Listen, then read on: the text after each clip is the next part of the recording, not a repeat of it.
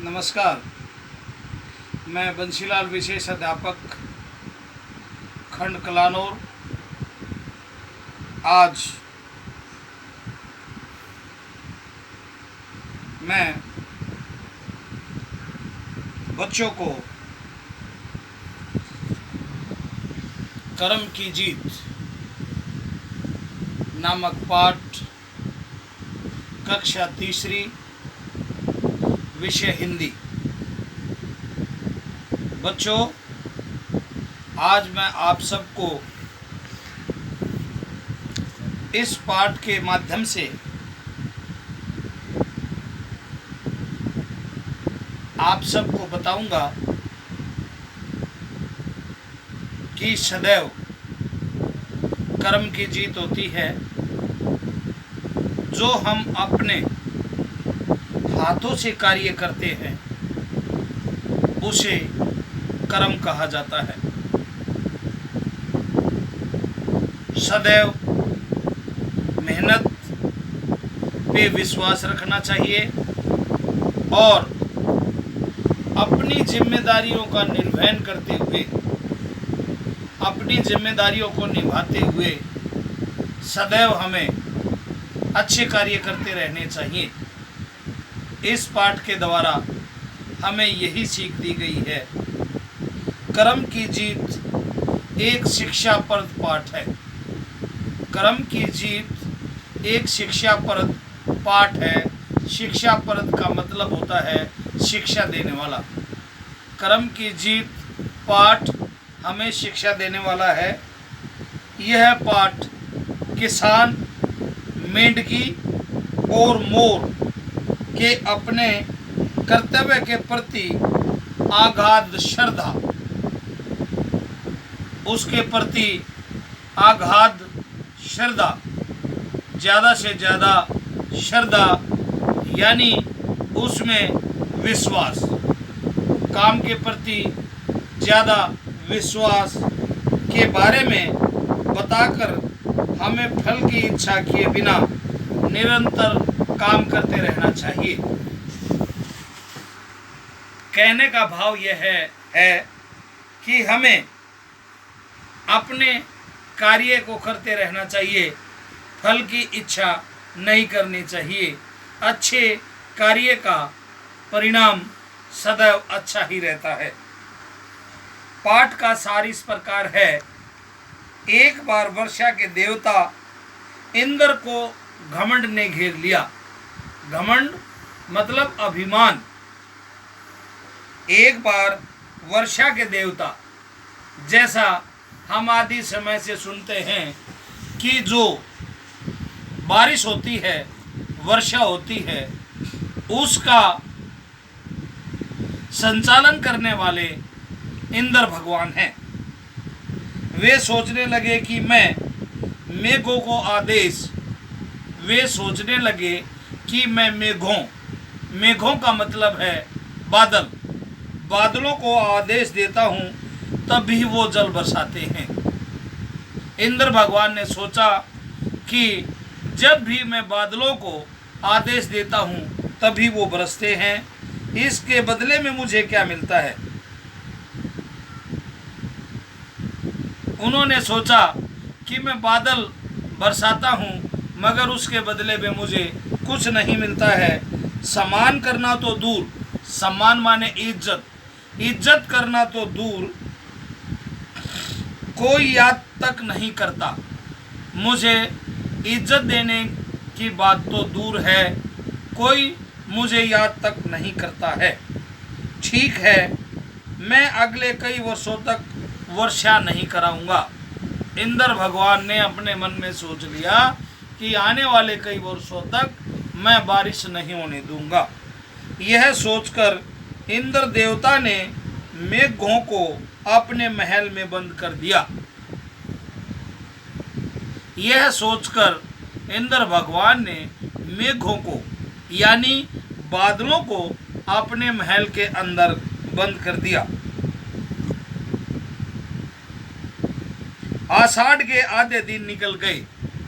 बच्चों, आषाढ़ हिंदी का एक महीना होता है जैसा आप लोगों ने पढ़ा होगा, जनवरी, फरवरी, मार्च, अप्रैल, मई, जून, जुलाई, अगस्त, सितंबर, अक्टूबर, नवंबर, दिसंबर, ये अंग्रेजी के महीने होते हैं।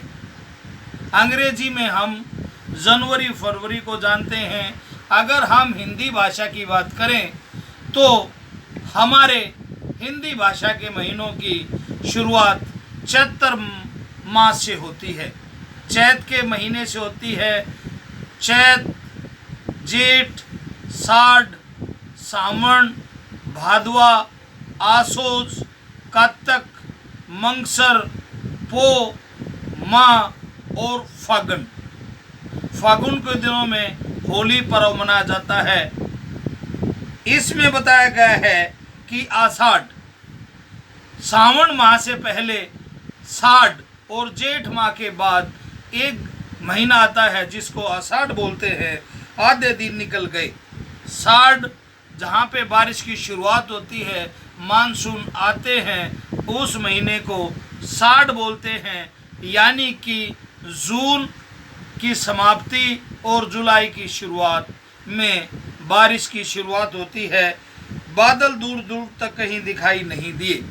इन दिनों में वर्षा होती है, मगर इंद्र भगवान ने बादलों को अपने महल में रोक लिया और आषाढ़ के महीने में बारिश की शुरुआत होती है, वो बारिश नहीं हुई। सावन बीता। आषाढ़ के बाद सावन का महीना आता है। सावन के महीने में ज़्यादा बारिश होती है। मैंने आपको पहले भी बताया है कि सावन माह की शुक्ल तृतीया को तीज मनाई जाती है। तीज के महीने में बारिश के दिन होते हैं। सावन बीत गया, भादो भी आ गया। सावन के बाद आषाढ़, सावन के बाद भादो आता है, पर पानी की एक बूंद न बरसी। वर्षा के कोई आसार दिखाई नहीं पड़ते थे। इन दिनों में बारिश होने की संभावना होती है, मगर पूरे 3 महीने बारिश नहीं हुई। किसान बादलों की बाट देखते देखते थक चुका था। किसान जो खेती बाड़ी करता है उसे हम किसान कहते हैं। बाट देखते देखते थक चुका था। एक दिन उसने अपने बेटों से कहा, चलो खेत में हल चलाएं। हल, जब हम अनाज पैदा करने की प्रक्रिया शुरू करते हैं तो आजकल तो एग्रीकल्चर के बहुत सारे संसाधन आ चुके हैं, मगर पहले किसान अनाज पैदा करने के लिए खेतों में हल चलाते थे। तो उन्होंने अपने बेटों को कहा कि चलो, बारिश की बहुत हमने इंतज़ार कर लिया है, बारिश नहीं हुई है, फिर भी हमें अपना कर्म करना चाहिए, अपना काम करना चाहिए। चलो खेतों में चलते हैं और हल चलाते हैं। किसान और उसके बेटों ने अपने खेत में हल चलाया।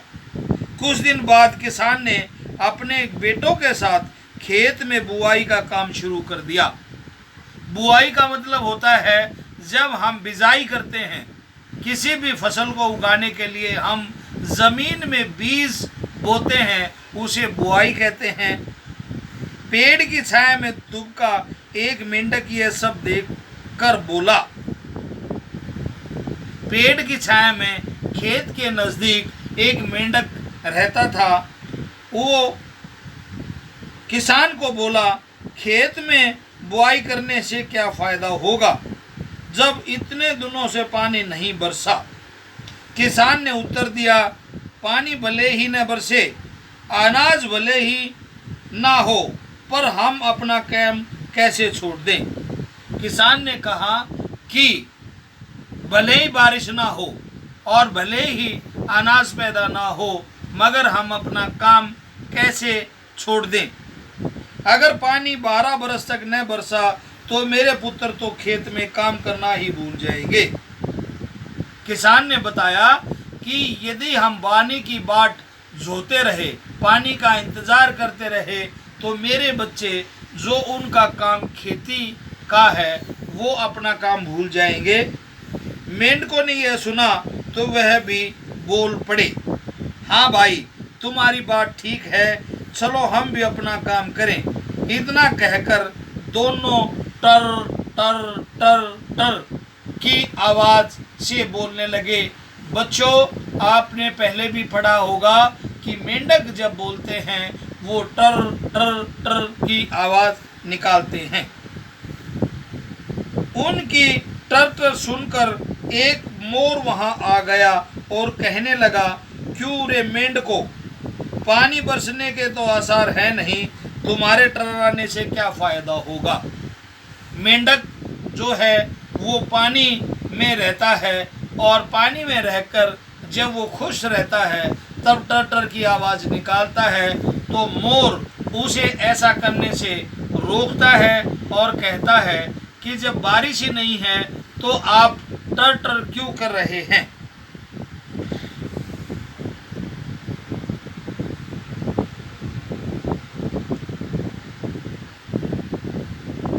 पानी बरसने के तो आसार नहीं है, तुम्हारे टर्राने से क्या फायदा। मेंढकी बोली, अगर पानी 12 वर्ष तक न बरसे तो क्या हम टर्राना छोड़ दें, मैं तो टर्राना ही भूल जाऊंगी। मेंढकी ने कहा कि यदि पानी नहीं बरसा और 12 वर्ष तक लगातार नहीं बरसा तो जो मेरे टर्राने की आदत है या मैं टर्राती हूँ, मैं ये टर्राना या बोल चाल भूल जाऊंगी। भला मैं अपना कर्म क्यों छोड़ूं, यानी मैं अपना काम करना क्यों छोड़ दूं। मोर को मेंढकी की बात जच गई और पीहू पीहू की आवाज गूंज उठी। बच्चों, ध्यान देने की बात है, मेंढक जो बोलते हैं वो टर्राते हैं, उनको टर्राना बोलते हैं, और मोर जब बोलता है तो पीहू पीहू की आवाज निकालता है। इंद्र ने जब यह सब देखा तो वो सोचने लगे, मैंने तो अपना काम बंद कर दिया लेकिन सब तो अपने काम में जुटे हुए हैं।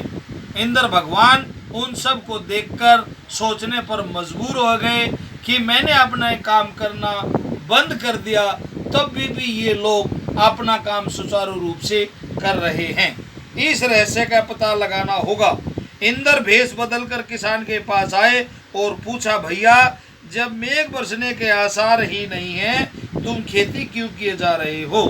इंद्र भगवान ने कहा कि जब मेघ माने बादल, जब बादल बरसने के आसार ही नहीं है, जब बारिश होने के आसार ही नहीं है तो आप खेती क्यों कर रहे हो। किसान बोला, वर्षा करने वाला अपना काम करे या न करे वह ठहरा देवता।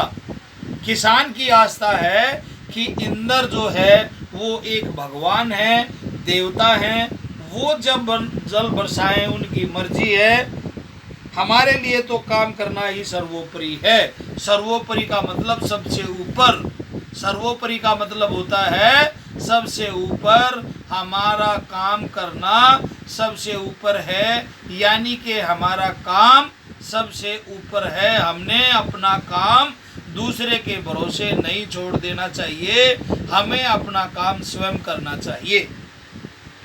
मेंढक और मोर ने भी इसी बात को दोहराया तथा कहा कि हम तो अपना कर्म नहीं छोड़ेंगे। किसान, मेंढक और मोर की बातें सुनकर इंद्र की भी आंखें खुल गई। किसान, मोर और मेंढक की बातें सुनकर इंद्र भगवान की भी आंखें खुल गई, यानी कि उनको अपनी गलती का एहसास हुआ। उन्हें अपनी भूल समझ में आई। उन्होंने तुरंत अपने महल का फाटक खोलकर बादलों को आजाद कर दिया। आजादी की खुशी में बादल दौड़ते भागते आसमान में चारों ओर छा गए।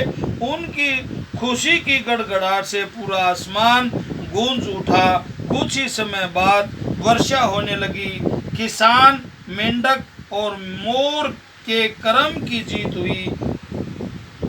यह पाठ हमें शिक्षा देता है कि हमें कभी भी किसी के भरोसे अपना काम नहीं छोड़ना चाहिए, सदैव अपना काम करते रहना चाहिए।